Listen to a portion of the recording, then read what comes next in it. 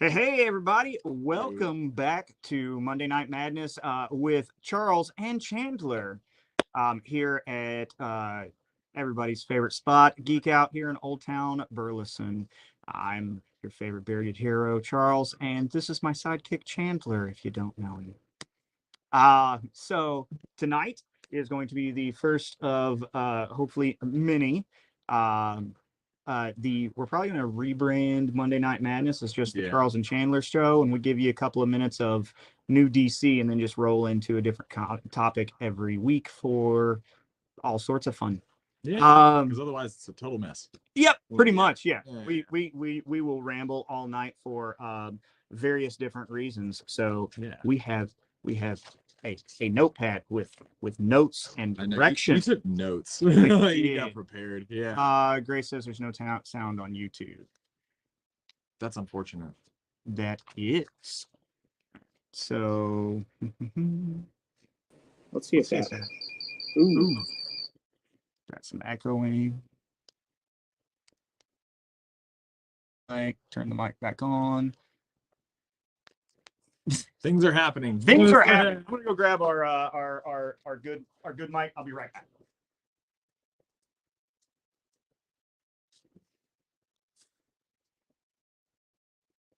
Oh God.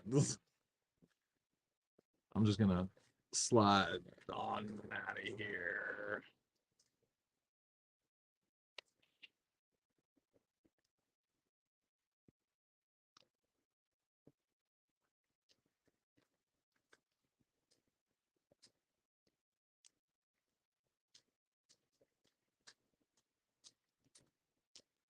All right. The opportunity to slide on out here in a little bit. Let's see about that. Let's see if that works. All right. Do we have audio now? Are we back? Are we back? Is audio acceptable now? Anybody? Report to us. Report. Can you hear us? And if you are on if you are on YouTube, can you hear us? For truths, though? For truths? For reals? Okay, cool. All right, so audio's fine on Facebook. All right, cool. Thank you very much. Here's the intro again. Yeah.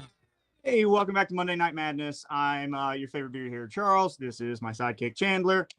We tonight are going to talk about new DC books for about 3 minutes, if that, and then we are going to go over Batman through the cinematic ages, starting with the beginning of the Bats way back in the 30s, all the way up to now. Okay, cool. Grace said that we do have sound on YouTube. All right, so we'll jump straight into the comics for the week. DC's Saved by the Belle Reve. What is Belle Reve? It is the prison where all the Suicide Squad members are kept in prison. So terrible place. Yeah. You got really comical fun King Shark and Waller on there. Such a goofy title. It is such a goofy title. It's kind of comical Azrael. How are you ever going like that? That is pretty cool. That's pretty cool. Yeah. And you got John and whichever iteration, probably Damien. Yep. Yeah. Fun stuff. It's actually not a bad cover either. Another cute, fun, cool cover. All right, so this week is the week of annuals. Also, The Flash, Love on the Run, annual 2022. This is nice stuff. It is. Looks all happy and wholesome. Right? Yeah. Good for Flash. One of the best shows on TV right now. Oh yeah, for sure. Harley Quinn. Yeah. Another one shot. The real sidekicks of Gotham, of New Gotham special. Everybody's favorite Bane right there. We'll talk about him a few times tonight. But honestly, I'll say that the Clayface is pretty solid, but as always, that's one of my favorite shows. I always get excited every Thursday because it's something to do. Next, a lot of people have finally been jumping on the Sandman bandwagon that we've been yelling about for years because thanks Netflix, that's what happens. And Sandman Universe, Nightmare Country, number 5. So this one is all about, this series follows the Corinthian. So if you were creeped out enough by the Corinthian, or were not creeped out enough by the Corinthian, read the comic. He's much creepier in the comic. Yeah, kind of psycho. It's really good. Just a touch. Just a touch. And the best. what's probably going to be the cool pick of the week is so Superman has been off in space. Well, Kal-El has been off in space. Jonathan Kent has been rocking his Superman on Earth. Yes. So we have Superman War World Apocalypse #1. It is a one-shot, and this should be. We are on wrapping up the Superman out in space stuff. Yeah, it's been a minute. He's been out there for a while. Jonathan Kent's been doing his job for a minute here. With all of the Death of Superman celebration stuff that we're getting in November and December. Superman will be returning to Earth. Oh, nice. So we will have Kal-El and Jonathan Kent both Supermaning together. Yeah. So forgetting about that like I had a dream where you didn't come back thing. Yeah. Good. So good. Superman forever. There's a very special set of people online that is really attracted to the Corinthian. It doesn't surprise me. Yeah. I mean, fair. Everybody's got the like what you like, you know. Rule 34. Yeah. Maybe. Creepy eyes, creepy teeth eyes, apparently. Yeah. I mean, if that's what you like. If that's what you like. Live your truth.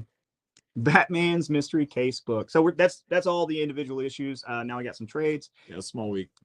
Batman's mystery case book. Cool little all ages graphic novels for kids from DC.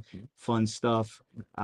Solve riddles, learn history, look for clues. But it's a cool little fun story from fun little kid friendly Batman story. Their kids' graphic novels are actually pretty good. So this one, it looks kid friendly, but it's kind of in the middle. I would tell you if you're not at least 12, 13, I would probably not give this one to the kiddos. It's called Neverlanders. It is a kind of darker story twist about the kids in Neverland.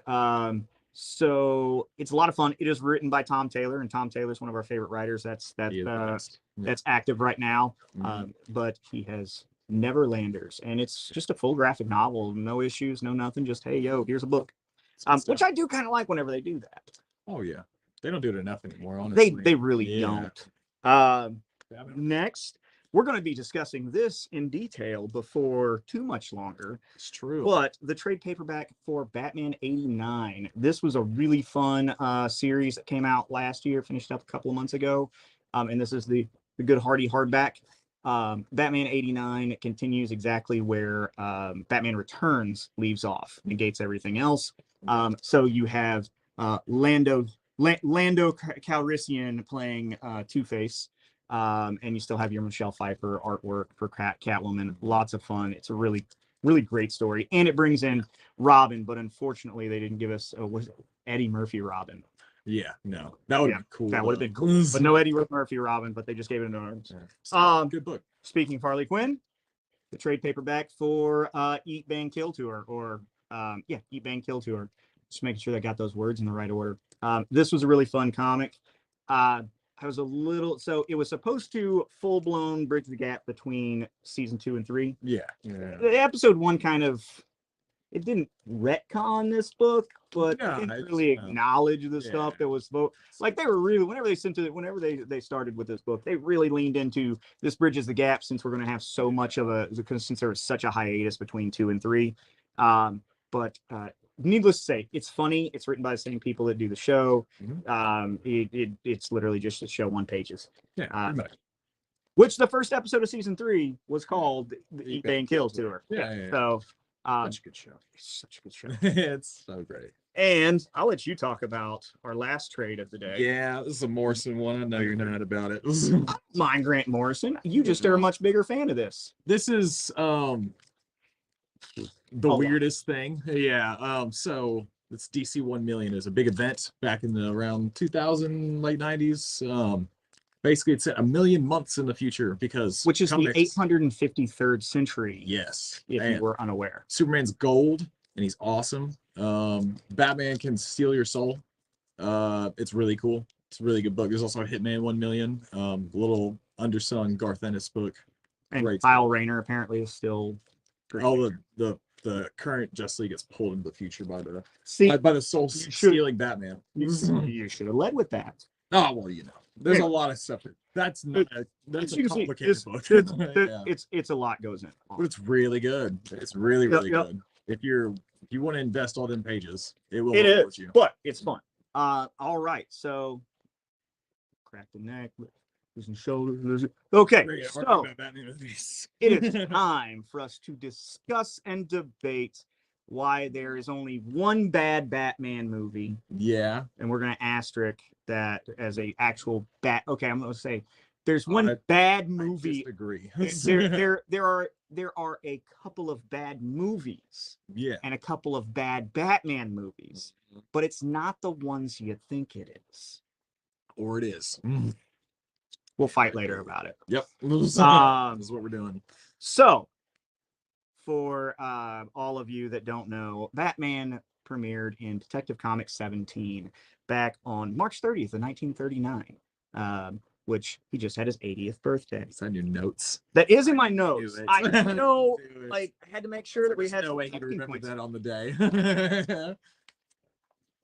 You have a lack of faith in me. I just had a lot of things to say, so I wanted to make sure that Batman. I bet you Superman. Right now. No. Damn it. No. See there's my faith gone. See, that's why. I know. Anyway, so and last week we had a really cool facsimile edition of Detective Comics 17, and we spent way too long flipping through it. But just looking at the ads. You were with us last week. That's why we have notes this week. Yeah, because of all the guns and kids comics. So during that time period, Batman was actually more of a ruthless vigilante than we see him now. It was actually some of the most ruthless things that he did was during those comic runs. Yeah. And during that time period, with the huge height of him and the beginning of World War II, there was a 15-part serial that premiered every week in the theaters. And later they actually released it as a huge full-length movie. And it was 260 minutes long, which is how many hours? A lot of hours. Too many hours. Too many hours for you to do the math on. 3+. Yeah. So, or one Snyder cut. Hey, Jason, how you doing? Hey. Jason, I want to talk about Snyder as least as possible in regards to Batman. We're going to. So many guns. Yeah. So much. It does kind of sit in with the classics. So, so this one was height of World War II. Batman and Robin, rather than being vigilantes in the serial, were government agents because they didn't want to advertise that it was okay to be a vigilante in a period of time where a lot of people were gone from home, and it was just a really don't take the law into your own hands, kiddos. Yeah. So just be a government agent. Just sign up for the FBI. Yeah. So it revolved. Most people don't know that this was a thing, and the people that do don't even know what it was about. I watched it a few years ago. So Dr. Tito Daca is stealing radium to make a ray gun that dissolves anything. So he's making a super weapon. And these government agents of Batman and Robin's have to stop him. It has almost nothing to do other than Guy dresses as Batman and young Ward dresses as Robin to fight crime. That's about the extent of its similarities with the comic book. It has constant continuity issues in it. It starts in Gotham City, but magically Gotham City becomes Los Angeles about halfway through the serial. Amazing. So this movie sounds good. Tito Daca is a Japanese scientist. Yeah. This is 1943 we're talking about. Totally. So the kindest depiction. It's really, really dated. Yeah. No, it's just racist. It's just plain and simple. Just plain and simple. It's there is lots of racist subtitles because we were fighting the Japanese at that time, and it was middle of World War II, and Marvel Captain America was punching Nazis, so We had and Superman was fighting the Klan and punching Nazis as well. So Batman had to take on the Pacific Campaign. So I guess Batman's in the Marines and Superman's in the Army, because but somehow Batman got to stay home. Yeah. Nobody say a lot of people don't realize during World War II, there was a straight up draft during World War II. People don't realize that. Yeah. So if you didn't voluntarily go, you went. Anyway, the tone and the campiness of it, it was very dark, and there were parts of it that were very dark and very serious, but it did in its format did inspire a lot of the things that we saw in the 66. Yeah. But that's the very rough Batman movie. That is probably, I don't know if I would classify it as a movie, even though they re-released it as a movie, but it was still It was a serial, right? So it's probably like what, 45, 30, 45? Yeah, the episodes were all in the 30 to 35 minute range. Yeah. But yeah, it's pretty rough to watch. I'm sure. Yeah. From a current event, social standing to just, it's pretty rough to watch. The difference, he had a Batmobile. It was like a Chrysler, but the difference between the Batmobile and Bruce Wayne's car was Bruce Wayne's car, the top's down, but the Batmobile, nice. the Batmobile, the convertible top's up. That's genius. So I mean, that just fooled everybody. Yeah. But I don't see how that wouldn't work. So during that time period, Batman was very, very brutal, and his bad guys were very brutal, and it was a very crazy time. Carry guns, shoot at people. One time. Oh yeah, like he said he would have wanted it this way. That's an actual thing that happened. Joker wearing people's faces. Yeah. That's good stuff. He still does that. Well, he stopped doing it because of our next point. Yeah. And our next point is what really changed the landscape of comics and our man Batman also. Yeah. In 1954, the Comics Code Authority, fascists, they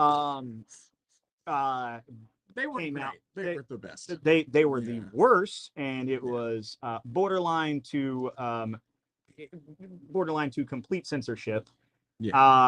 Comics stopped being for all ages and shifted towards family friendly and kid friendly stuff.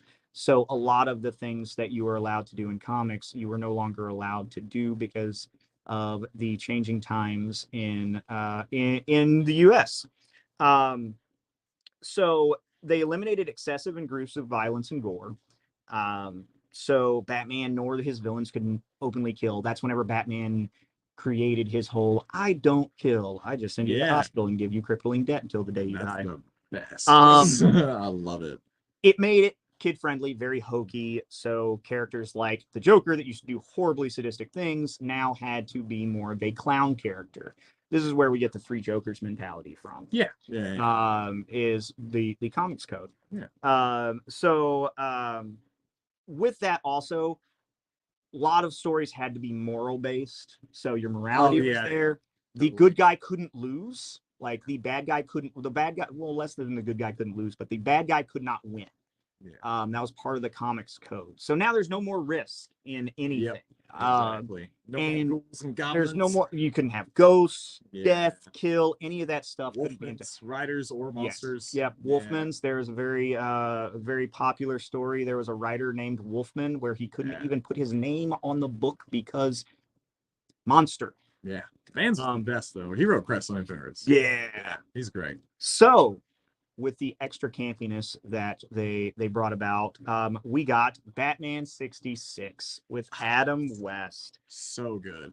The TV show ran from 1966 to 1968 for 120 episodes, and it made a movie between season 1 and 2, and it was a hit. It was a triumph. It was amazing. And it is so hokey and so lame, but it leaned very hard into those comical and brighter colors and family-friendly environment that we got because of the Comics Code. It was actually classified as a sitcom. It was. I mean, it basically is. Yeah. It's also strangely accurate. Like it really is. Like it's got Gordon. It's got fucking like I almost cursed on the.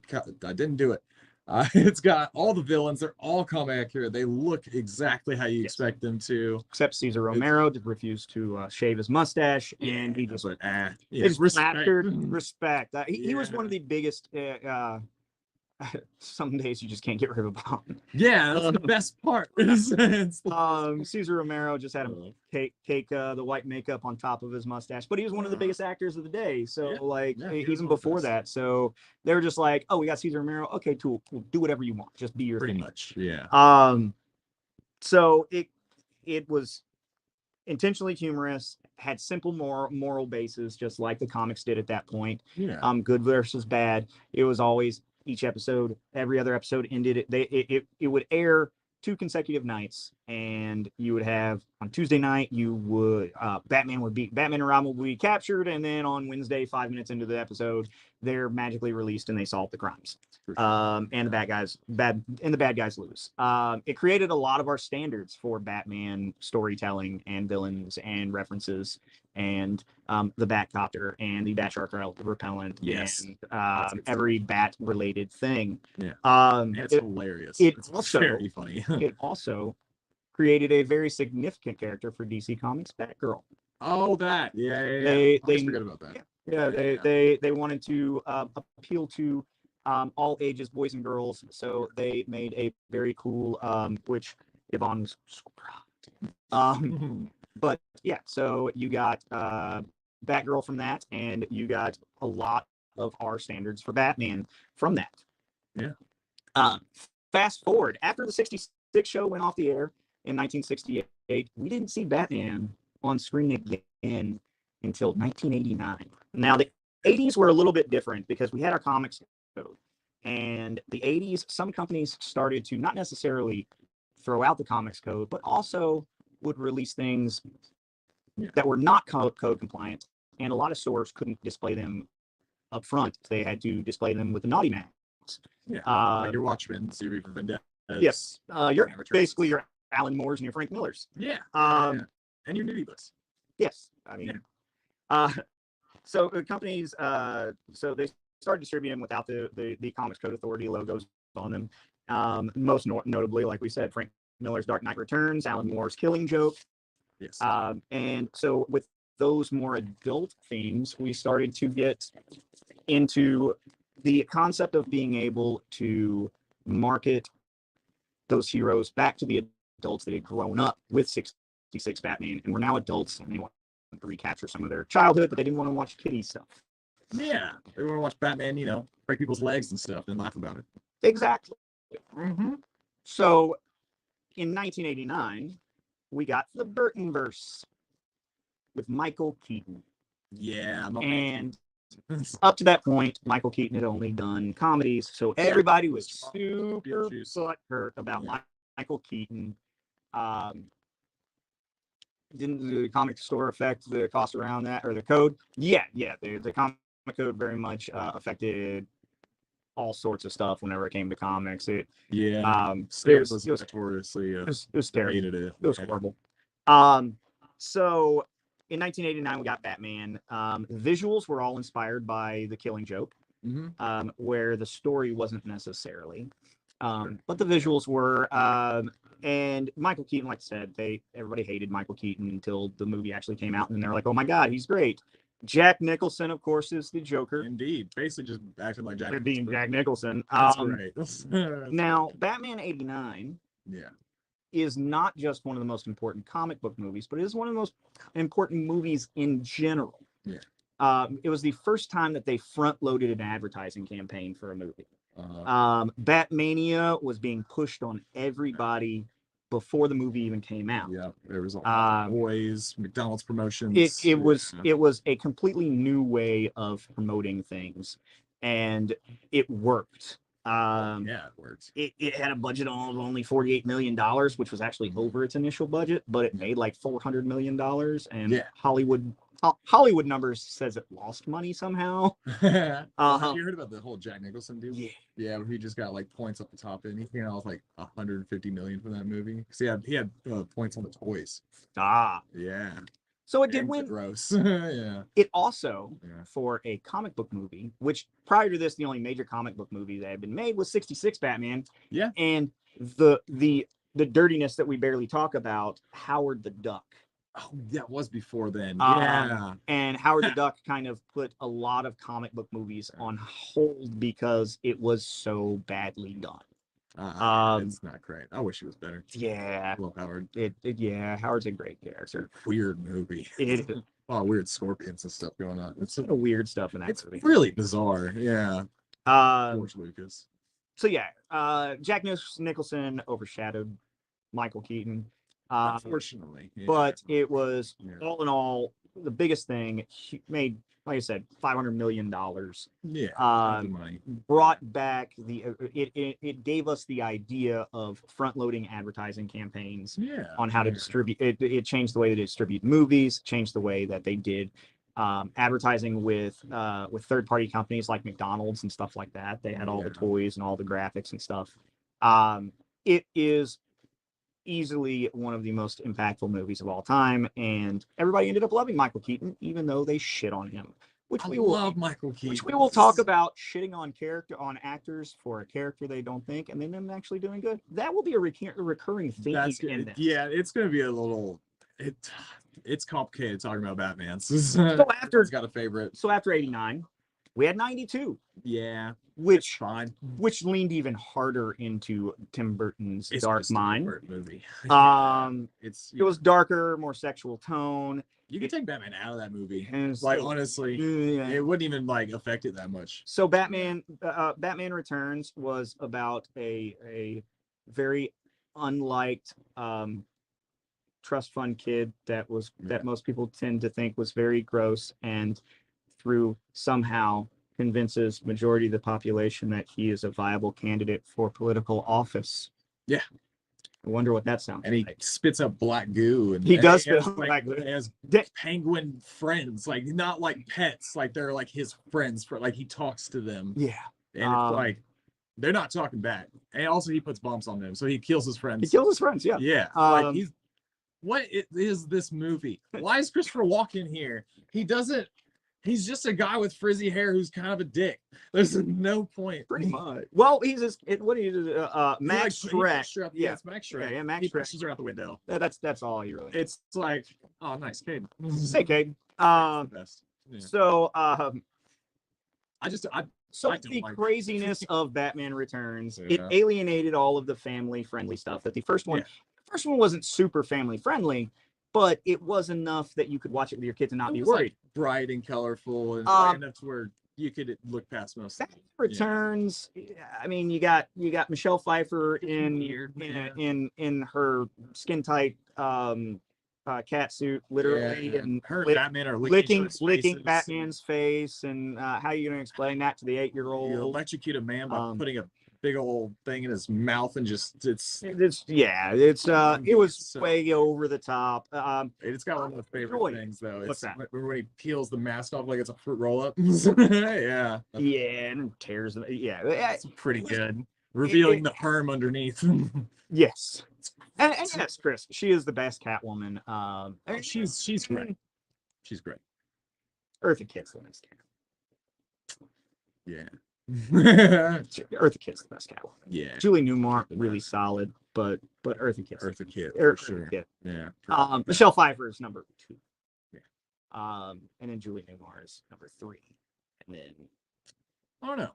I like Zoe Kravitz. She's pretty good. Zoe Kravitz is good, but we'll get into the Batman. Save that for later. We'll save that for later. Batman. The Batman. Save the for last. But yeah, so Christopher Walken was pointless and crazy. But it was Christopher Walken. I love Christopher Walken. He's absolutely batshit crazy in general. So he's so great. He brings so much stuff in there.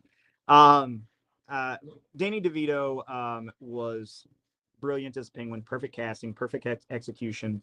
But yes, so with them making it more adult tone, it totally alienated the family friendliness that they were trying to establish. Yeah. Warner Brothers was trying to establish, and that got Tim Burton fired. Yeah, they basically fired him. Yeah, because so McDonald's was one of the biggest sponsors and one of the biggest advertisements. Yes, it is Jessica. What's up, Jess? So yes, Jason, Julie Newmar was great, but she wasn't as good as Eartha Kitt. So McDonald's actually recalled their Happy Meals because this movie, whenever it came out, it was so bad. So like McDonald's sued Warner Brothers and recalled all their toys because parents were so upset at how non-kid friendly this movie was. Which I will say this: you take your kids in to go see Batman Returns, and yeah, if I had a small kid, I would probably be upset. Not unlike watching Deadpool and watching parents bring their kids out of Deadpool because it's an R-rated movie and we all know what's happening there. Like, it's a superhero movie. We go see it. No, there's pegging in that movie. There is pegging in the movie. And they weren't shot. Like the R-rated banner for that was super long. Whereas this is like it's a PG-13 movie. It's not that bad. It should be okay to take your kids. It's just like weird, and again, black goo. Yeah, black goo. It was scary. Nightmare fuel for the kiddos. Yeah. There's a lot of like leather pressing on other people's leather. Well, you know, leather versus rubber. Oh yeah, it is leather. He had leather and rubber. Leather and rubber. So rubber. It's still all the feelings there. Yeah. And we all know. The kids knew too. So after Mr. Tim Burton got fired, we got Batman Forever in 1995, the Schumacher times. The Schumacher times is a mixed bag. It is a very mixed bag. So Batman Forever, 1995, Val Kilmer. This was probably whenever I was younger, my favorite. It's pretty fun. It is a very fun, has a banging soundtrack. It does. At the time, Jim Carrey was at his absolute peak of Jim Carrey between the Ace Ventura movies and In Living Color was how he he was the comedian. The height of his powers. The height of his powers. And then you had Tommy Lee Jones as Two-Face, which is probably the worst. I would say it's probably Tommy Lee Jones. I think the only other Tommy Lee Jones movie that he probably regrets more was the one where he was the U.S. Marshal. I was about to say U.S. Marshals. No, it's not U.S. Marshals. Yeah. He was he was a Texas Ranger. Yeah. Protecting the Texas Longhorns cheerleaders. Oh, I don't remember. What was that called? Was it Man of the House? That sounds right. I think that's right. It had Zachary Levi in it too, I think. It did have Zachary Levi. I love Zachary Levi. Peak Zachary Levi. Peak Zachary Levi is Chuck. Peak Zachary Levi is Chuck. Even better than Shazam. That's my comfort show. It's such a good show. Excluding season 5. Anyway, we're not here to talk. Episode. Yeah, the whole thing. Yeah, that's great. We're staying on topic today. But yeah, so Tommy Lee Jones in probably one of his worst. However, it did give us Sugar and Spice, which was Drew Barrymore and somebody that neither one. Drew Barrymore and other. I don't know what else I would even refer to. But that was really gave us our first shot of Robin on the big screen. Yeah, 30-year-old Robin. 30-year-old Robin with earrings. Chandler. Yeah, I'm going to adopt you now. You're now my son. You can come live in my house. Yeah, you see how silly that sounds? I'm gonna whine about how I can't go out and kill the guy who killed my parents and wear earrings. And when that movie came out, Christopher O'Donnell was older than my man Chandler is here. Yeah. So that's just silly. But let it be a kid. Let it be a kid. It's like Spider-Man. Even an actual high schooler, I'm not asking him to put a 9-year-old in danger, but can we at least get somebody who can't buy their own alcohol? Honestly, 30-year-old, still whiny, no earrings. That's the final offer. Yep. I don't want it. I don't want it. However, it was supposed to be well, it was supposed to be what's his name? Black actor. What's his name? It was Marlon Wayans. Yeah, it was Marlon Wayans. It was original. It was either Sean or Marlon. I'm pretty sure it was Marlon Wayans. Yeah. I think it was Marlon. Also from In Living Color, because they had the success of Jim Carrey from from that they wanted to bring in Marlon Wayans to play off of Jim Carrey. Yeah. So that they both had these. It was. That would have been a choice. I mean, honestly, Marlon Wayans was a lot younger than Chris at the time, so I mean, it probably would have been great too. He can pass for somebody much younger. Yeah, so, I think he would have had a more of an enthusiasm in it, you know. I mean, it's like a funny guy. So Chris O'Donnell is going, "Me, I'll kill Two-Face," and you know, shut up. It shifted away from the darkness of Returns and was starting to creep back into the goofiness and recapture the fun of 66 Batman. Everyone committed to that except for Val Kilmer. Yes. He was serious the whole time. Chase Meridian, Nicole Kidman, looking super hot in that Speaking movie. Of goofy things. Created completely for the movie. And what was funny was there were parts of Batman Forever that acknowledged Batman Returns, but parts that also just pretended like it never happened. Oh, totally. So it was a nice. All the movies kind of do that. It was a nice little soft reboot / sequel ish. But it did bring some of the camp back. And now we'll move from the awesome neon nightlife of Batman Forever to the most reviled, I will say, for the fandom Batman movie. Good reason. That's a little influx. Batman and Robin, 1997. George Clooney. It's not great. George Clooney at the time was just Bruce Wayne. He's I'd say even now for Batman. He was a good pick. I would say so, and we'll get into our Bruce versus Bats later. But I will say that he is a very solid Bruce Wayne and a very shit Batman. Yeah, he just looks odd in the mask. You know what I mean? Right. About the way his eyes fit it and stuff. So whenever you're making a Batman, it kind of makes me feel like you almost need to go like the RoboCop method. Like they straight up hired Peter Weller. Yeah, Peter Weller. Yeah. As RoboCop because of how he looked like this. Yep. That was it. Like they're just like jawline perfect. You're our man. You got the job. That's part of me thinks that you should do that with Batman because you have to have a strong there's too much nuance. There is. Yeah. That's the least of their worries at a certain point. So Batman and Robin, 1997, George Clooney introduced us to Batgirl with Alicia Silverstone. True. She was pretty awesome. That is true. She was not Batman. Poison Ivy. Who is Batman in that movie? Mr. Freeze, Arnold Schwarzenegger, who is the punniest man of all time in that movie. Indeed. And I absolutely love Arnold Schwarzenegger as Mr. Freeze. It's kind of fun. It is so much fun. Which Batman are we discussing? Mercedes, we are currently discussing Batman and Robin. We're going through the entire list of all of the Batsmans. And right now we're in 1997 with Batman and Robin. Yeah. And this is the most disrespect in this movie. What? Oh, the Bane? Bane. Yeah, Bane. The Bane thing's terrible. Bane is terrible. He's just like a zombie. He's a zombie that's out. I'm hitting just on my cat side. Yeah, it's not what you mean. I knew he wasn't. Yeah, that's why I was okay with it.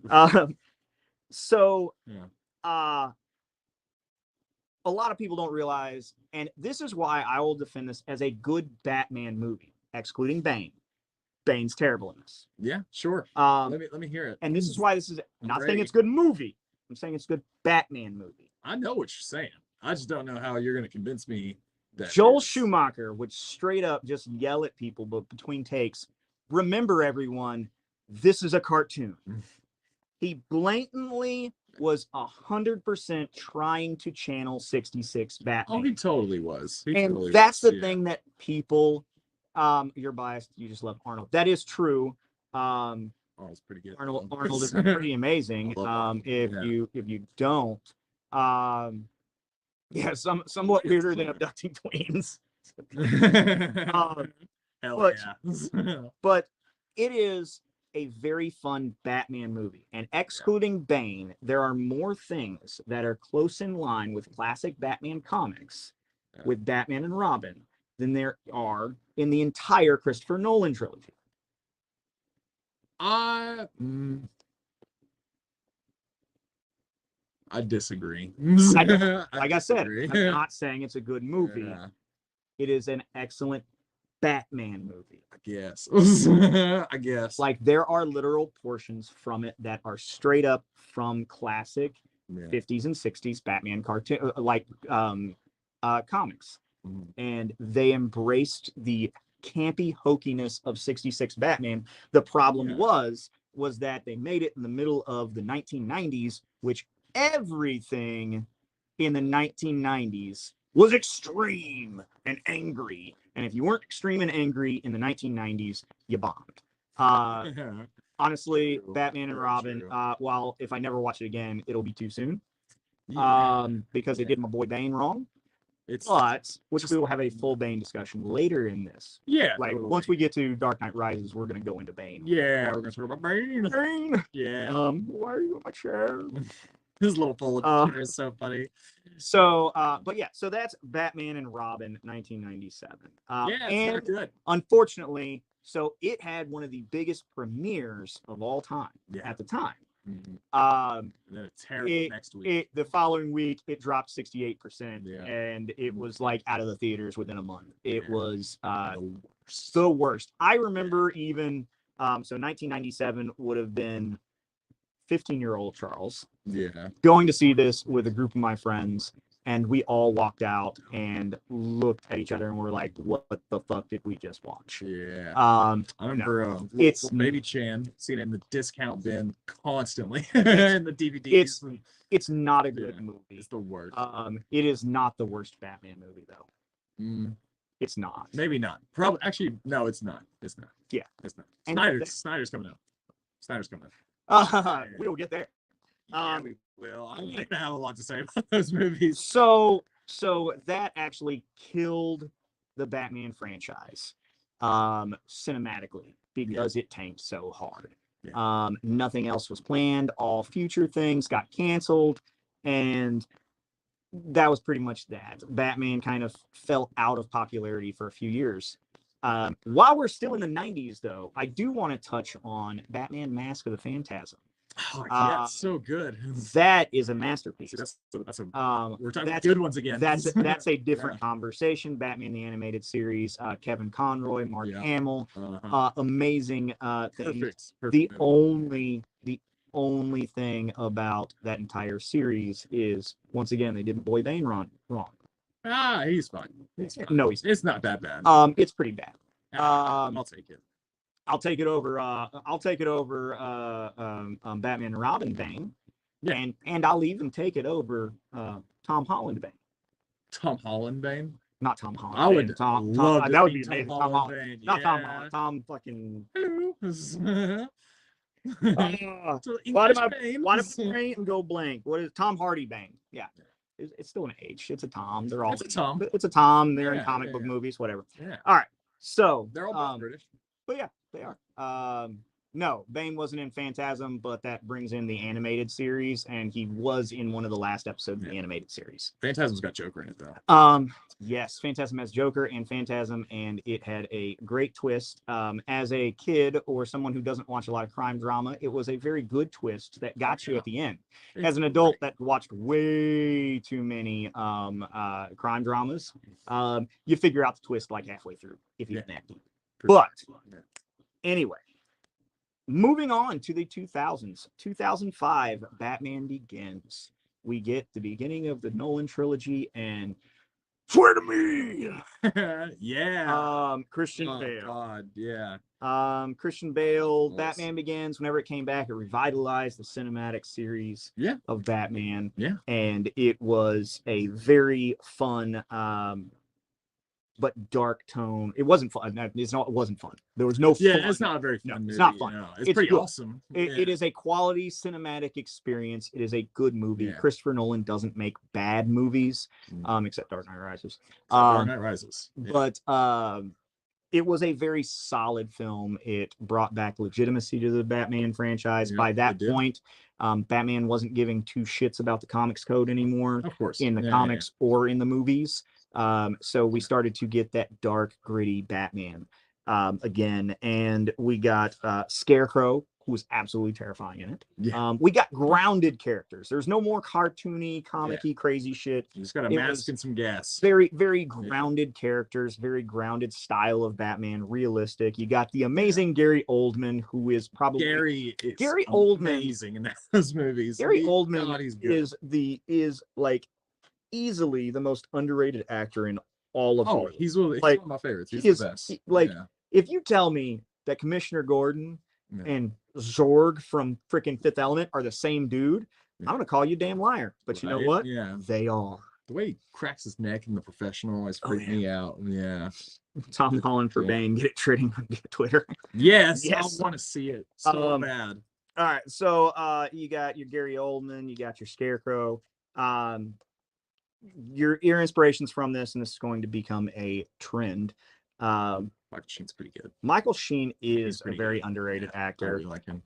However, he was in Twilight, so he does get a gig against it. Hey, he probably just needed some money, you know. But speaking of people in Twilight, we're gonna I mean, Michael Sheen like does whatever he wants, and like they probably handed him a considerable sum of money. Yeah. So the Man Who Falls inspired all the Begins part. Long Halloween is going to be recurring through the rest of this. Yeah, particularly in The Dark Knight. And Year One also. Totally. There's direct. Yeah. So they straight pulled stuff straight from the comics. Yeah. For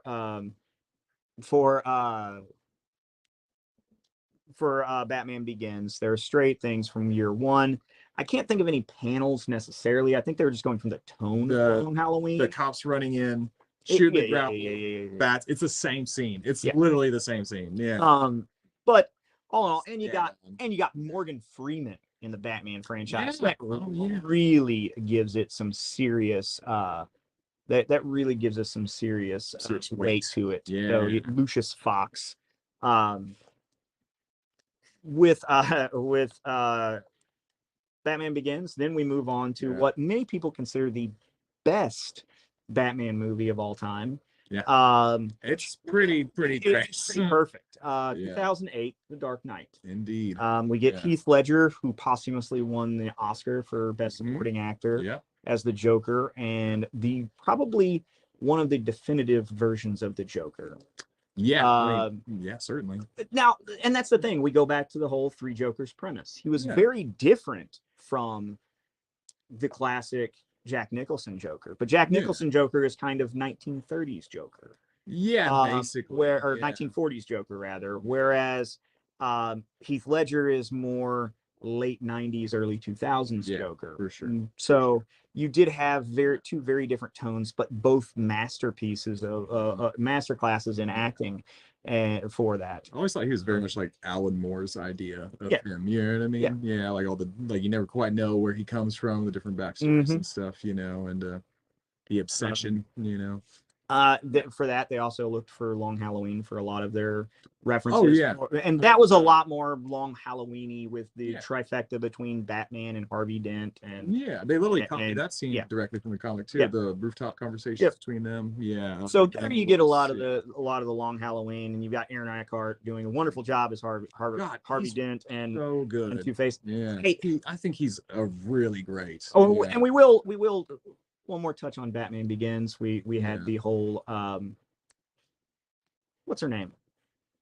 The female. I thought you were going to talk about Liam Neeson's. They recast. Yeah, we didn't talk about Liam Neeson as Ra's al Ghul. He was Henry Ducard first. Henry Ducard, deep cut. That is a super deep cut from Henry Ducard's awesome. Yeah, but he's Ra's al Ghul. Yeah, but they keep saying Ra's al Ghul. Ras, whoever. Every single iteration says it different. Like it was said one way in the animated series, it was said another way in the movies, it was said another way in modern. I hate that. Like the Arrowverse, they pronounce it differently. Like just it's not as grating because it is a weird name. So it's got an apostrophe. It's got an apostrophe. How are you going to accent it? It's less annoying than I wish we could all just call him John Constantine. Indeed. No offense to any other people out there who have put, apostrophes in their name. Yes. But it does, She's a Klingon warrior. I told her it was a Star Wars name the first time. Trek. I know where Klingons come from. I think it's more a Star Wars name, like a Twilight. You know what I mean? Yeah. What? I'm sorry that mine's more popular, Charles, and that it's slightly, and I wouldn't say better.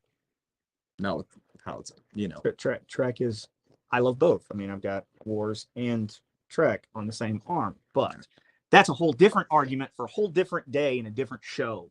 Yeah. Like tomorrow's show. We're not, tomorrow's show is like collectibles and stuff. No, we're have going time back now to do it. Yeah. Okay. Anyway. So Dark Knight, Jason, you have no authority to fire me. Dark Knight was great. Yeah, only Lance has the authority to fire people here. That's true. Oh no. You're fucked. Like everybody's fucked. Yeah. Yeah. So Dark Knight, masterpiece film.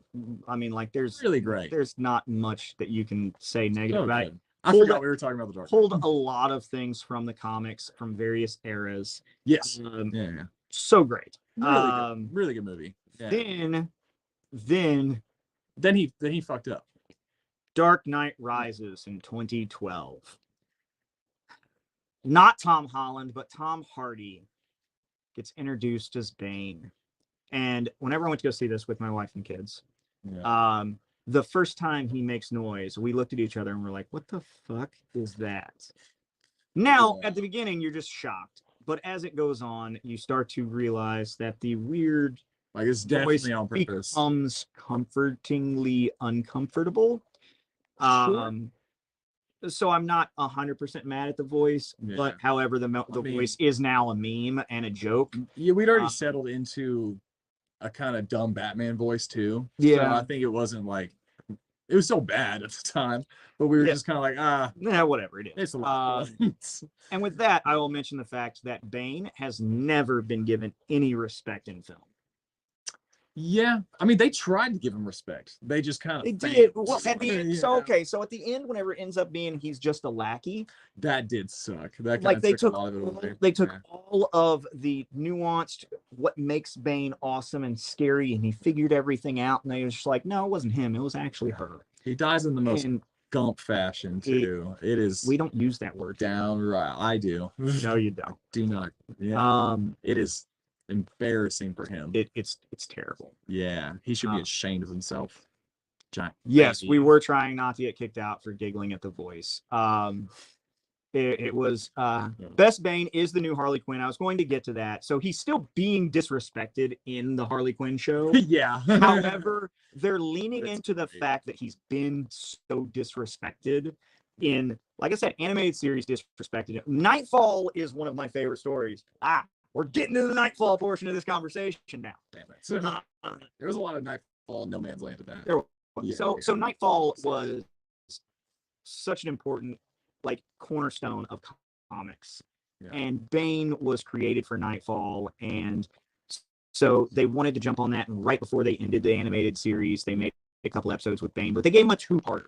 You resolved Nightfall in 42 minutes. Well, they did, a little. It wasn't like that. They kind of did their own thing with it. Because he was such a popular new character, they unnecessarily shoehorned him into Batman and Robin. Yes. But they didn't want to rewrite the scripts that they had already rewritten 12 times to make him significant. So here's Big Thug. So now Big Thug, that you slap his chest and now he's bigger, meaner Thug. Yeah. And then you fast forward to 2012, and we had two of the best comic book movies ever made. One of them probably the best comic book movie ever made, that is literally almost cinematic perfection. And then you slap Bane in the face by he has no venom. Now he's just deformed and can't breathe without a kind of breather. Yeah, pain situation going on. Kills the pain. Yeah. So big. It's no. You just real sad Bane. And the fact that they literally just take his teeth away with him being just. Well, they just kind of touch it a couple times, and that's it. Yep. That was the whole thing. And then we also have Anne Hathaway as Catwoman, who was great in the movie, but He's doing a bad job. But it doesn't give us Catwoman proper. Nah, she's not. She's just a mediocre thief that happens to have some romantic tension with Bruce Wayne. Yeah. And they also do Bruce Wayne pretty dirty in this movie too. Remember when he's like a decrepit old man? This is They do so. They take something that was so wonderful and they just pull out so many of the great. They basically undercut so many things, and they took a handful of things straight from Nightfall and from Long Halloween, and from but the things that they took were not the good things. Not necessarily. They did not. They really did kind of shit on characters that they shouldn't have shat on. And while there were great things about it, it was in general as a whole sucked. It was long, it was boring, and you ruined a near perfect trilogy. And the Robin thing really bothers me. Yes, that they set up the whole time. The whole time they're just like they're pushing Joseph Gordon-Levitt to carry on the banner, and they give that whole just hint at the end that they're going to do something with it, and then they don't. Not even that. It's just like, okay, we got this guy here. He's pretty good, right? His real name is Robin. That's stupid. Christopher Nolan, you wrote Inception. What are you doing? Like that. You can't be so smart and so dumb just simultaneously within 2 years of yourself. Yes, in our house. So my youngest son is a huge Robin fan and Nightwing fan. Everyone should. So our whole house was super mad that they set up Robin and didn't give us anything. And we were just like, okay, series is over. We're not doing this anymore. Bye. And with that, now we get into. So we took 40 and we get into 2016, Batman versus Superman, Dawn of Dumbness. I mean Justice. Me having a headache again. With Ben Affleck Batman. Probably the suit. Where that? The suit is and the references to Dark Knight Returns is probably the best thing about that entire movie. So yeah, yes. Yeah, Henry Cavill come back as Superman, and I love some Henry Cavill Superman, even though I think that he is a great cast. He's a great pick. I think that their execution of it has been lacking. They treat Superman like a dunce, man, like a dunce boy in the corner. It's bad. It's so bad. It makes me madder than anything. I can't stand it. So Dawn of Justice loosely adapts portions of Dark Knight Returns and Death of Superman, which, again, we had a video about Batman and we've gotten to touch Nightfall and Death of Superman. Yeah. Why did he? Okay, this is the second time Superman's been in a movie. And you immediately jumped to death. You immediately jumped to death. The whole movie was like, we all hate Superman. Superman kind of sucks. Oh, and a monster killed him, and we're just like sad now. And that's not progression. It's not writing a good story. Who greenlit that iteration of Doomsday? Who greenlit that? Who allowed the Justice League to be shown in video clips for their first appearance ever? With like they have it's on a LexCorp computer, right? Yes. They have symbols for that. Like someone made those symbols. Someone made a flash symbol and put it in the dock in the LexCorp offices. Either that guy is just amazing at his job, or Lex Luthor thought this out. And it was like, that guy's gonna wear a suit that has that on it soon. I just know it.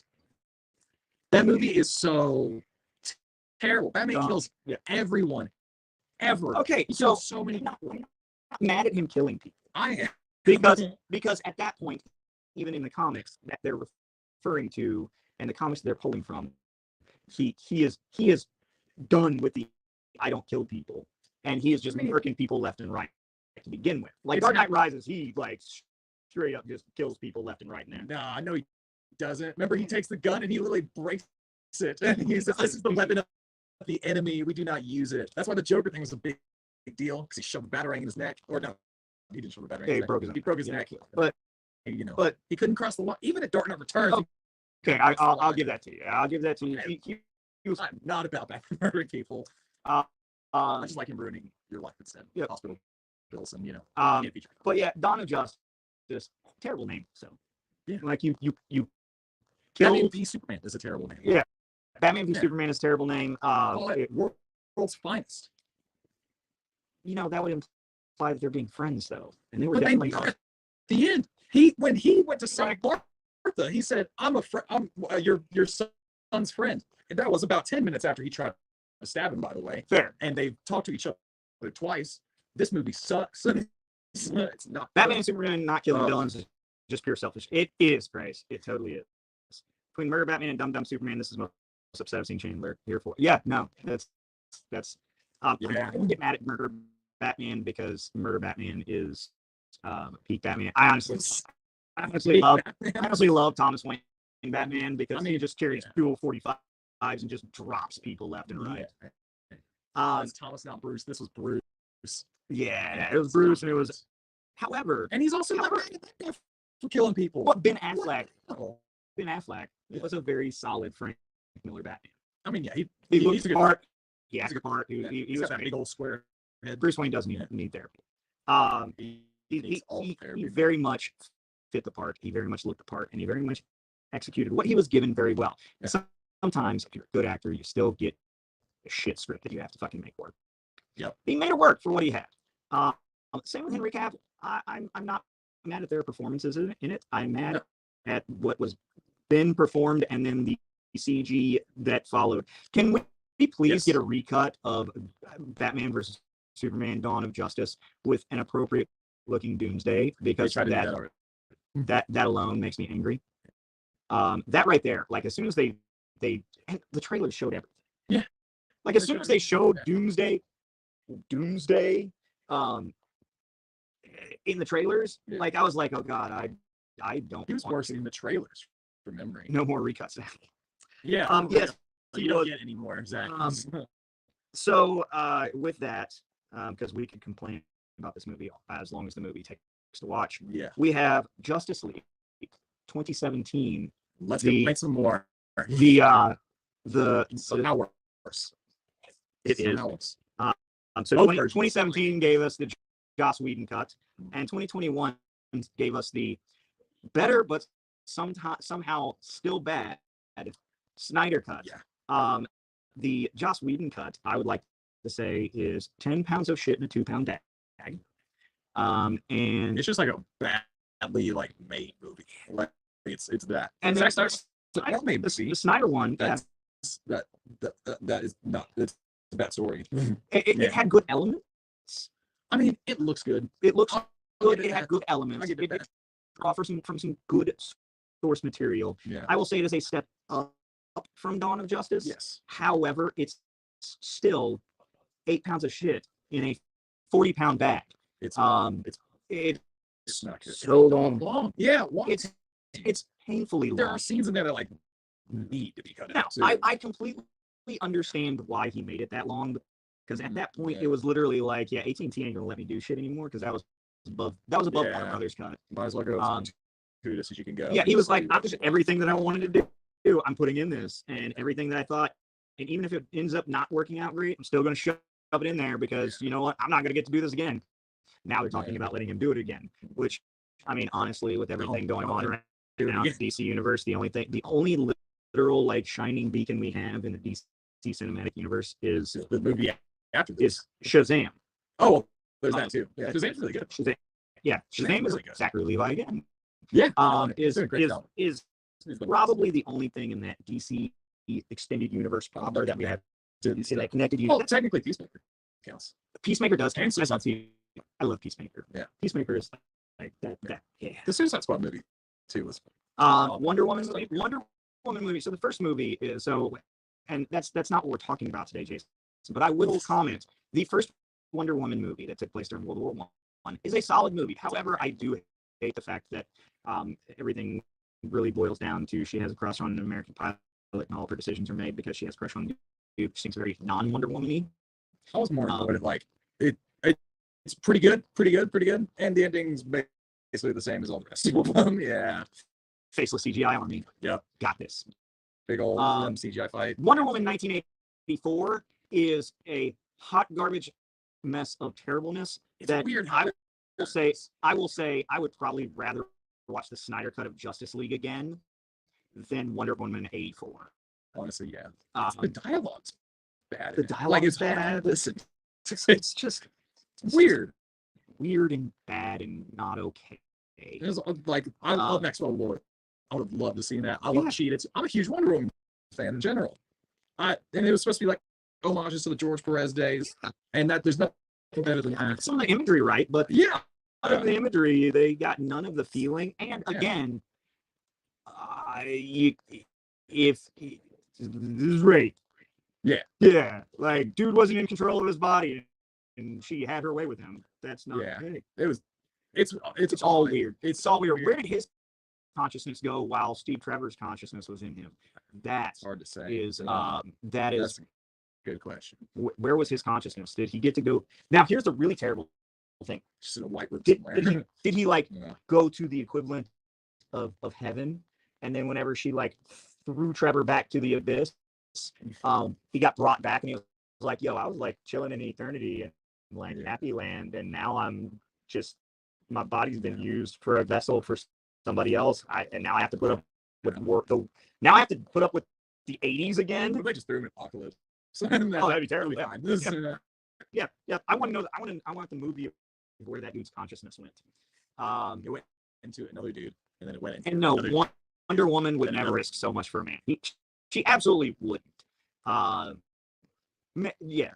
She would.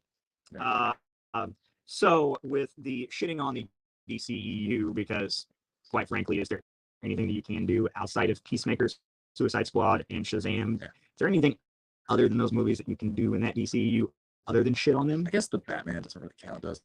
The Batman does not count. Yeah. It is going to be its own cinematic universe, and they are getting a couple of spin-off TV shows. And with that, we will discuss the present Batman, the Batman 2022, the best one, with Captain Sparkles himself, Robert Pattinson. It's doing great. I know that he's trying to distance himself from that, and I am super glad that he is, because he apparently is a decent actor. However, I will say about this movie, you could put anybody in that Batman role, and I think it would have worked. No, pretty good. I'm not saying he wasn't bad. It's a certain vacancy that you had in your eyes. I will say that. Yeah. Catwoman was Zoe Kravitz, which, I mean, she was a woman that was attractive, that wore skin-tight clothing, that owned cats. I don't know. That was pretty much the end of the similarities of her and Catwoman. Yeah. But she like the Frank Miller, when she first shows up in year one, she's like almost certainly a prostitute. Pretty sure. Yeah. It's been a minute. It's Frank Miller. Yeah, it's Frank Miller. Yeah, Frank Miller likes his prostitutes. So besides that, she didn't wear the outfit at first, and she literally just has like a little thing that she puts over her head. So you got Paul Dano as the Riddler. He did, aka knockoff Zodiac. Basically. But I was kind of there for it. I kind of enjoyed it because I mean we're going this new real gritty tone. Zodiac is probably the closest thing we have to a Riddler in the real world. So I'm mad at the whole Zodiac. Like a lot of people gave pushback to that. I'm like, that's not comic accurate in any way, but it's really solid. Yeah. John Turturro as Falcone. He is a great pick. He did. Wish they didn't kill him so early. The twist was really solid with him. The way he died was really solid. Very long Halloween-esque with the whole, the scars in the same way and stuff like that. Yeah. And Colin Farrell as Penguin. And if he doesn't win that, if that team does not win an Oscar for making him look like not Colin Farrell, there is only one brief half second where you can go, there's only a half second where you actually believe that it's Colin Farrell, and that's whenever Batmobile flies through the fire. He has that Colin Farrell panic face that he does so well. That's just his eyes are just. But other than that, I didn't even. You can tell me all day long it's Colin Farrell, and I'll call you a damn liar. Who remembers the early 2000s when Colin Farrell was like the hottest thing in Hollywood? I vaguely do. Yeah, I've seen Colin Booth. It's pretty good, actually. That's also George Schumacher. It is. Yeah. He made good movies, honestly. Yeah, he has good bangers. Yeah, make some bangers. Everybody remembers that. Yeah. Yeah. Nicholas. Credit card. Craig Russell, the Vanguard. Yeah. So it took its inspiration from the Imposter, Long Halloween, Ego, Year One, Earth One, 0 Year, and some of the stuff from the animated series. So yeah, Long Halloween again. Long Halloween pretty much is almost everybody's inspiration for something. Either Long Halloween, Killing Joke, or Year One was pretty much what every company references, except for the 66 throwbacks of Batman Forever and Batman Around. Totally. Like everything else is like trying to be the Long Halloween and succeeding in various different levels. That Joker scene they cut out too is very like Killing Joke-esque. You know, it very much is. You know, the unnamed cell and everything. Yeah. Such a good movie. It's the best one. Pattinson's great. Andy Serkis Alfred. Andy Serkis. So whenever they said Andy Serkis Alfred, that was kind of a very. It's hard to picture it, right? It is, yeah. But he actually did a really solid. You forget that Andy Serkis also does human very well. We're also used to him seeing him as Gollum and Caesar. Just technically him doing human very well because he's more human than most people in that movie. Those movies awesome. Also, Matt Reeves made Batman. Yes.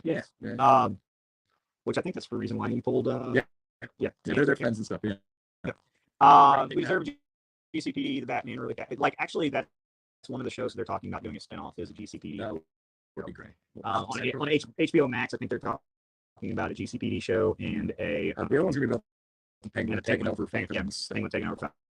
So now that we've discussed and given basic synopsis and breakdowns of a lot of the of all of his cinematic representations, we're going to go through and there are 8 different people who have played Batman / Bruce Wayne. Yeah. And I'll go through our picks for. We'll do Bruce Wayne first. The Bruce Wayne first. The Bruce Wayne. All right, who's at the bottom for you? So Bruce Wayne, the worst Bruce Wayne is given Lewis Wilson. He was barely even Batman. Whatever. There's a serial one. Yeah. Second. My second worst Bruce is Robert Pattinson. Wow. The movie is one of the best movies. I honestly think that anybody could have been in that part. He had a lot of good. Because I was counting more as well that how the movie itself treated them too, and he got a lot of development as Bruce Wayne. He did. I think whenever we get a sequel, that will bump up more. But I think on the basis of the first movie, he's the actor behind the mask is not very impactful. Next, I've got in 6th place, Mr. Ben Affleck. Yeah. He just didn't. It's just they were terrible. Number 5, Christian Bale. Christian Bale is. I actually really like his Bruce Wayne in particular.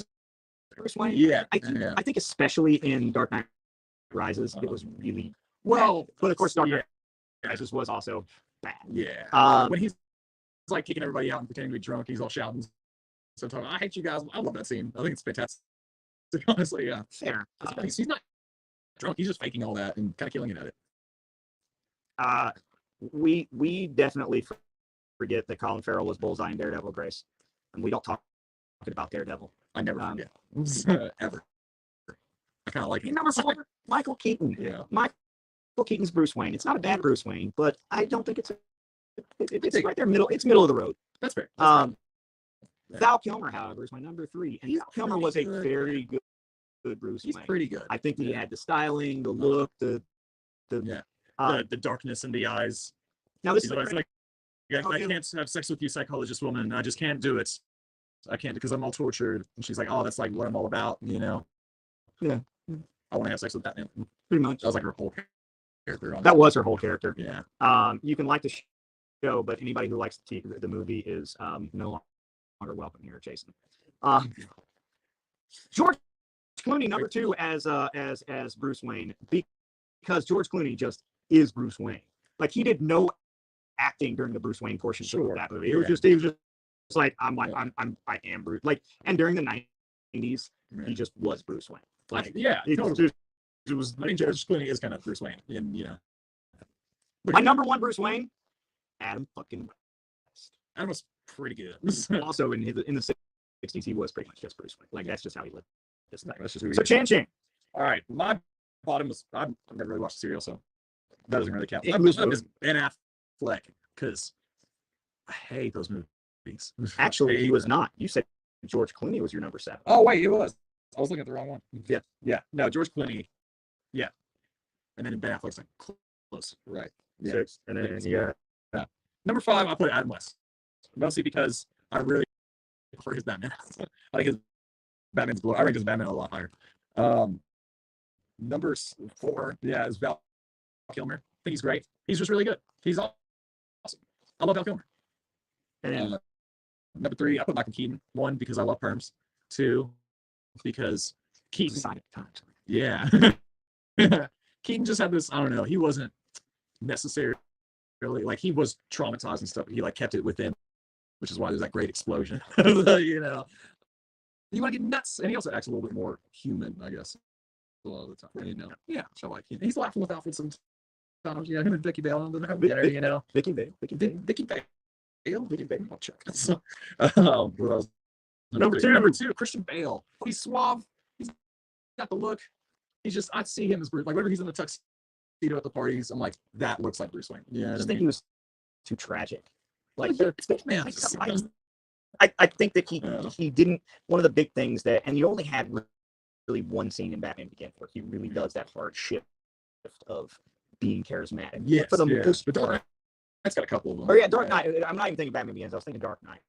The scene where he just takes over the freaking restaurant. Yeah, like that's kind of the only that's the only part where you really see Bruce Wayne playing the dual personality in those movies. For sure. And then your number 1. Number 1 was Roberts. Yeah, himself. He's so good. That movie, it's a masterpiece. It's the best. It's a great movie. Everybody watch it again. I'm not mad at it. It is a great movie. It really so is. Good. Touch long. But I think it's still great. I think every minute's used for a reason, you know. So, I've heard a lot of big people push back that it's touch long.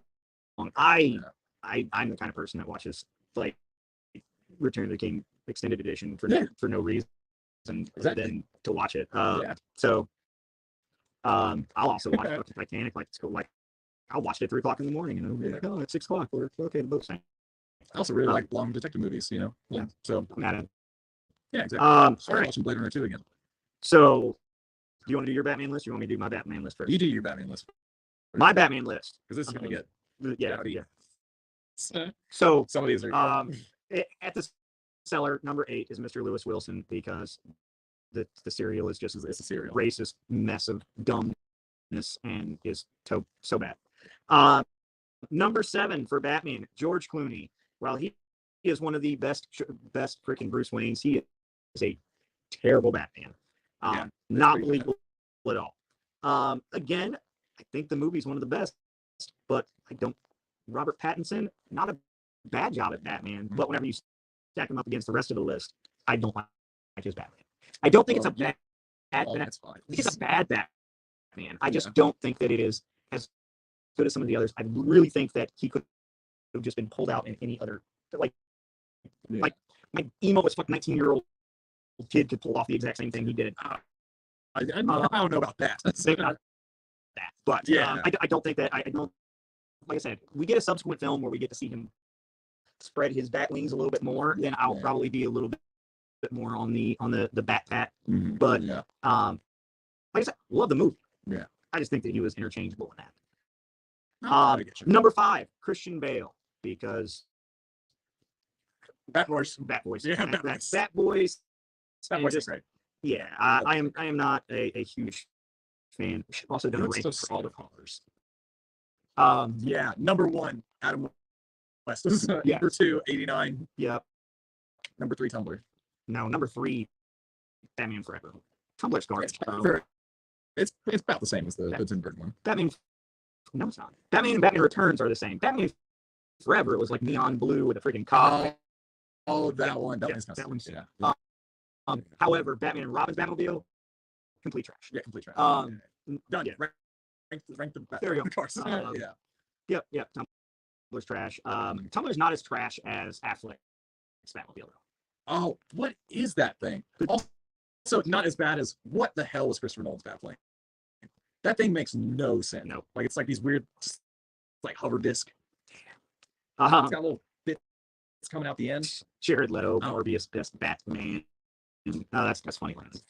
Let's see. Okay, so I just bailed. Adam West is the number 4 Batman. It was very fun. He was very fun Batman. He's great at dancing.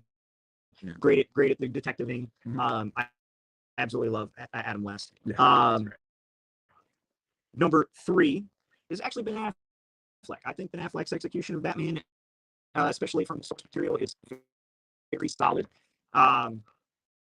Totes.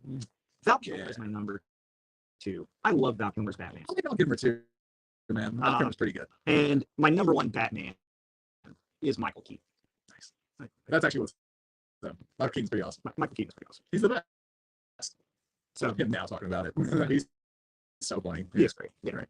I'm a little sad they're shot all this stuff for the Flash movie.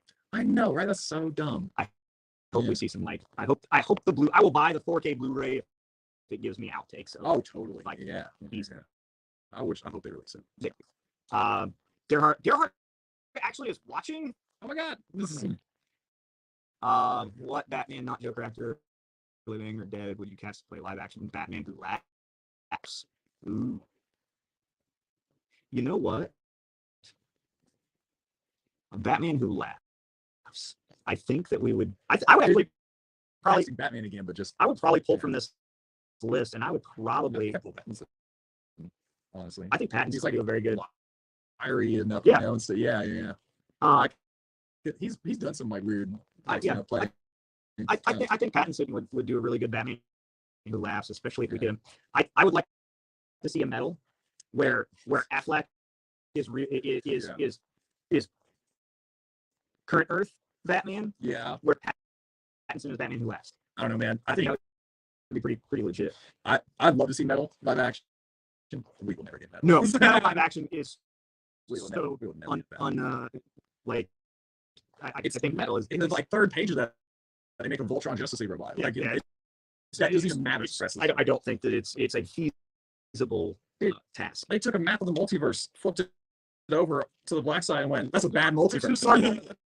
It's a bad one right there. There's bad things coming from it. It's stupid. It's really awesome. But all right, so Chan, your Batman count. Now, yeah, number 8. Great. Serial Lewis Wilson, Stephen. Number 7. Ben Affleck Batman. You know why? Because he kills so many people, and he's going to Superman for killing people. I don't understand it. I don't know why. He gets shot directly in the head, and he's just totally fine. Like, no amount of body armor in the world. It was like right there. It was point blank. Also, the movie shit. I hated it. I hated every variation in every one of those movies. It's the worst one. I would put it under the serial one, honestly, but I haven't seen the serial one. It's not as bad as the serial one. Yeah, it's really not. I single George Clooney because nipples, and I like the way his face looks in the mask. Yep. No. Yeah. 5 is Christian Bale. Because, we agreed on that. That one's tough. Yeah. Middle of the road. It's not good. It's the voice. Yeah, it is what it is. Honestly, the movies are good. 4, Val Kilmer. I like Val Kilmer. I just think he's great. I love everything he does. Number 3, Adam West, because man, that Batman does so much. Yes, exactly. Also, it's weirdly accurate. It's good stuff. Yeah. Number 2, Michael Keaton. Once again, they're peel under that for role of the mask. It's great stuff. I love it. He's also he is kind of a killer, but I'll let it slide because I love Michael Keaton. Number 1, Robert Pattinson. Big surprise. It's really good. He has a great character arc in the movie. He is the Batman I know. He will break all your legs and ruin your life and not care because he's kind of not a great guy. And he's vengeance. And I actually believe when he says that's Batman. Yeah. And which actually that whole line and vengeance that's actually inspired from the series. Yeah. So, also, I love that there's an inner monologue for Batman. I do think that is great. That is so Frank Miller and comic booky, and like the fear is a tool, and they come in the shadows. Like that's a perfect narration for Batman. That I think is really well delivered. It is. The opening scene of that movie's phenomenal. Oh yeah, sets such a tone. So good. Mm-hmm. All right, so here we'll just do so there are 12 Batman movies that we are ranking, and in number 12, me and Chandler both think the 1943 Batman movie the serial movie is the worst because it just is. Well, I get a question mark by is, but I'm just never never seen seeing it. that. I've seen the whole thing. Believe you me. I like it's just the worst. Yeah. So number 11 for me is Batman versus Superman because they ruined Death of Superman. Yeah, like they just did. Number 11. So number 11 for Chan. Justice League. Yeah, because it sucks. the worst movie. I apologize to my friend for making me go to the movie. Number 10 for me, Justice League. Yep, mine number 10. They're garbage. They're garbage films. They're garbage people, including Zack Snyder. My number 9, Dark Knight Rises. So, yeah, it's not great either. No. We ruined Death of Superman, and now we ruined Nightfall. Yeah. My 2 favorite stories of all time, they ruined them both miserably. And the Robin thing's done. And the Robin thing is done. Yeah. Number 9 was Batman and Robin. Yeah. Because fair. It's not great. It's not a good movie, but it is a good Batman movie, and it is fun. Turn your brain off entertainment. Even though they shit on Bane. Yeah. My number 8 is Batman and Robin because, yeah, they shit on Bane. They shit on Bane. My number 8 is Dark Knight Rises. Because again, we're just alternating. They shit on Bane. They shit on Bane, and the Robin thing's dumb. The Pit thing's even worse. That's a Lazarus. They literally call it the Lazarus Pit. Yeah. That makes me so mad inside. I remember at the time looking at the cast list for that movie and going, "Oh my God, Liam Neeson's back. It's probably he's gonna be immortal and stuff." And he's in a dream, and they call it the Lazarus Pit. And I wanted to kill somebody. Honestly, I really want to see proper Rachel on Bull. Yeah. Yeah, that's just my personal anger and stuff. So that it should be lower. I forgot how that was about. My number 7, 1966 Batman. Yeah. I absolutely love it, but there's 12 movies and we got to rank them. True. My number 7 is Returns because it's weird and I don't think it's very good actually. I think it's a weird nightmare that I can't escape. There are lots of weird nightmare things about that. It's part of the reason why I like it. It's also incredibly sexual for some reason. Like their relationship's always pretty steamy. Batman got one, but like it was weird. Like it's Batman. Kids should be able to watch this. It's weird. My number 6. Yeah. Batman Begins. Because it's a touch on the boring side. I mean, it's long. It's long as it has some convoluted points in it. It kind of does its own thing a little bit too much. I get you. I really appreciate the framework they build though, and there is like the Falcons and the Maronis, and they do spend like the first little bit it's just dealing with gangsters and stuff doing the bigger threats. Like I kind of enjoy that about it. My 6 was 66. For continuity reasons. Yeah. My number 5. Number 5. Our number 5. We both picked Batman Forever as our number 5. It's like we just like Batman Forever. Yeah. Forever. It's a good movie. Good movie. Yeah. It's fun. It's not too hokey. It's not too serious. Just Two-Face sucks. Just Two-Face sucks. Yeah, but Two-Face sucks. Riddler steps it up and makes it not suck as bad. And Val Kilmer back. I mean, solid. Yeah. And I have like my favorite car. I love that car. That car. Yeah. Chicks take the car. My number 4 is Batman Returns. I actually enjoy that Burton versus movie. It's solid. It is super solid. It is a fever dream, crazy, nightmare fuel laden craziness. It's not a bad movie. I don't like it. Fair. Yeah. That's okay. You're number 4. Oh, my number 4 was 89. Because 89, while it does have some very obvious flaws, like just let Jack Nicholson smile without prosthetic. He's already creepy enough when he smells, I don't know why Prince is here, but I enjoy Prince. I will say, so we didn't talk really about the soundtracks too much other than Forever and Robin were banging. Best theme song all time. Batman 89 has a really good theme song. Either Danny Elfman did all of the music and Prince did all of the like the soundtrack. The soundtracky stuff. So all oh, there's nothing better than that. My number 3 is Batman '89. Because So, movie. excellent movie. Yeah. Keaton relaunched all the stuff. Keaton's top tier Batman. It's good. I think. Although I did rewatch it recently, and the even for its time, some of the CG was pretty rough. Yeah. Like it was even for its time, it was like you don't even need CG. You're just CGing like shadows for no reason, just to add, and it just looks comical. It does, like, yeah. But that was also CG part of looked it. bad any time before 2005. Honestly. Yeah. Fair. All right. So you're number 3. My number 3 was Begins. Because I actually really like Begins. I think it's pretty good. I'll take a nap. I dig Rich Al like Henry Ducard. It's pretty accurate to like early on Batman stuff with him going and training all around the world and yada yada.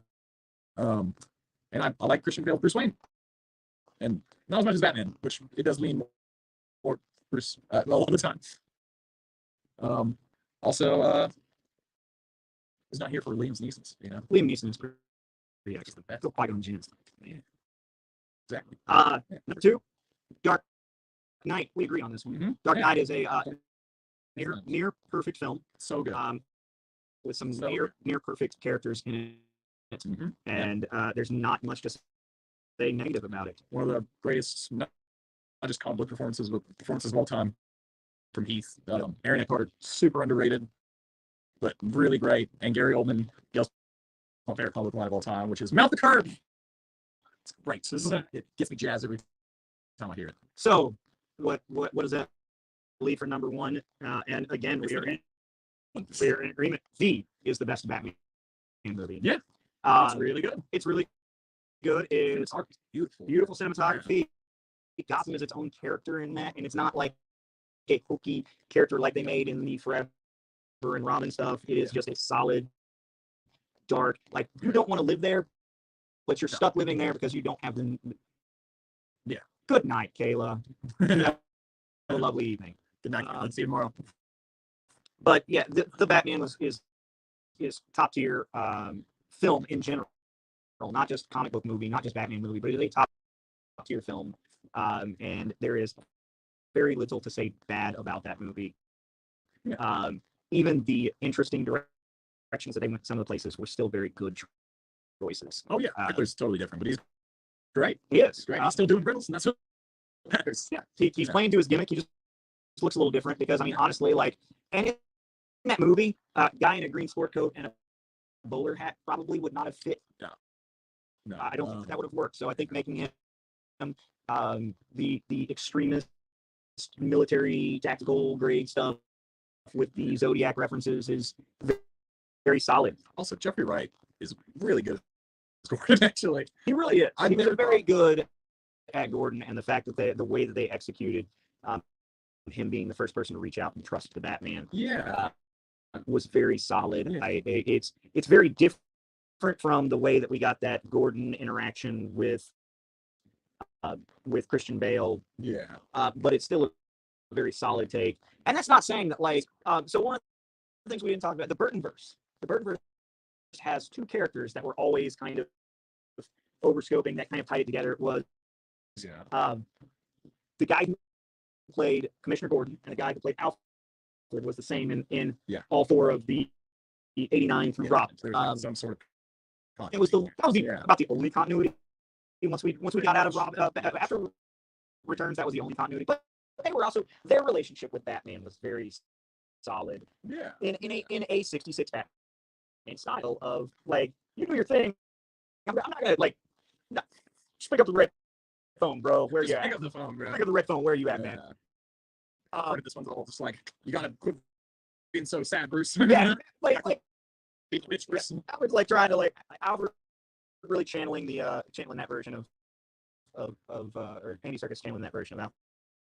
But however, I will say that even with this list, because one of them is an outlier, the best Batman movie, hands down, period, because we did live action, this didn't count, but the best Batman movie is in fact Massive Fantastic. That is really good. That is the best Batman movie. I'd say it's about equal. It blends just a perfect amount of that noir style detective film with a solid twist and great story and amazing artwork and great actors. Everybody's solid in that one. Really good.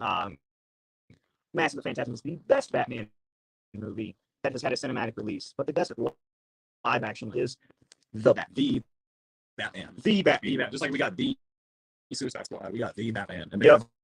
the best ones. They are the best in DC's lineup right now. It's a ballsy move. It was. Just add the word the to a movie, and apparently it makes it better. Yeah, apparently we're the only one that matters. Yeah. And with that, Yeah. that is our hour-and-a-half long rambling about all of the Batman movies. Yeah. So I think thank you we for. both splits up when you think about it. That's not the revelation you wanted to go into. No.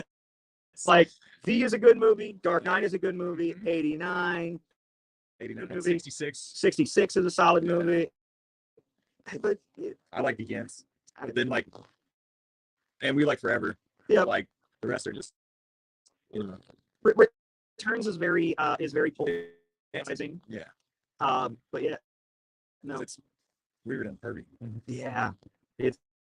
But yeah, easily Batman. We have established though that Batman and Robin is not the worst Batman movie. That's true. I It's told you. Snyder. And I will tell you. So my friends that I was talking to, and the whole thing that started this was one of the nerd groups I'm in, Worldwide Nerds. Somebody was shitting on Batman Forever and Batman and Robin, and I was like, I'm gonna make a video and explain why they're not the worst Batman movies. I'm gonna do this. Yes. This is all just for your personal vendetta. Yeah, I mean, kind of, but like, and I totally. Can we do my vendettas next week? What do you want to do next week? I don't know. I want to yell at Zack Snyder more. You want to yell about Zack Snyder more? So should we? Nah. Man? Actually, yeah. Let's do Superman. So next That'd be cathartic at least. week we'll do Superman. Yeah. That's gonna. Now should we Yeah. with Superman being that he doesn't have as many movies, should we bring in Yeah. his live action TVs? He's got 4 movies. Oh, we can do the live action TV. And I don't see him on screen again until Superman returns in 2000. Yeah, we got 7, 4, 5. Then Snyder. So yeah. So yeah, there's 5 and then. Or returns and Snyder. So yeah. Oh, So we'll count the TV shows. I think that's 12. What about Superboy though? Because the Superboy show was Kal-El. Yeah, it was. So do we count Superboy and No, yeah. you guys get So, Lil has to count, yeah. Clark has to count, Yeah. and Clark and Lois. It was Superman and Lois. Superman and Lois. And the George Reeves one. George, yeah. I've actually seen quite a bit of Yes. George Reeves stuff. If we could count the Max Fleischer cartoons, those are top fucking tier. Well, of course, They're so but good. just like this, animated doesn't count. Of course. So Yeah. next week, join the incessant ramblings of Charles and Chandler as we dissect Superman's cinematic career. It's almost worse. I will say that there are probably The trend worse. It was like like Superman 1, Superman 2. Superman 1, Superman 2, Lois and Clark. the new Superman show is actually pretty good. I haven't watched the news. Pretty good. I watched the Pretty pilot. good. I watched the pilot to see how I feel. Yeah. No. Yeah. Yeah. But yeah. So okay, we'll say the new. What's his name? Tyler Hoechlin or something like that. I think it's like Hoopland or something. Yeah. It's a weird one. That's pretty good. Yeah. Everything other than those 4 things is pretty much trash. Yeah. Pretty much. But we'll talk about it and we'll tell you why it's trash. And we will remind you every day. Yeah. Yeah. So yeah, man. If you enjoyed this, let us know if you want to hear more rambling. We will ramble more. I'm sure there's like and subscribes and such. Likes and subscribes. We don't know how to do this. We're just having fun here. It's a test run. Yeah, this is the pilot episode of the Charles and Chandler Show. So I think next week we'll just straight up change Monday Night Madness to the Charles and Chandler Show, and then we'll just go like, here's 4 DC comics that are coming out tomorrow. Now let's talk about shit. Now here's my anger. Here is our joyous rage. I think we've hit the rambling portion of our. Oh, we definitely have. We Yeah, definitely hit our. we got to figure out an outro. Yeah, we got to figure out a way to say goodbye. But yeah, no. So we're gonna do Superman next month. Yeah. So we'll prepare notes for that so we stay somewhat on task. Hopefully, no technical difficulties next week. Well, We started pretty strong. yeah, we should have put the good microphone on before we did this, but I figured this would go long, so we probably needed the plug. And I know whenever that gets low, it gets wacky. So anyway, y'all don't care about our technical difficulties. If you enjoyed everything, like, subscribe, click that button, smash whatever, whatever. We will see you tomorrow. Well, I'll see you tomorrow.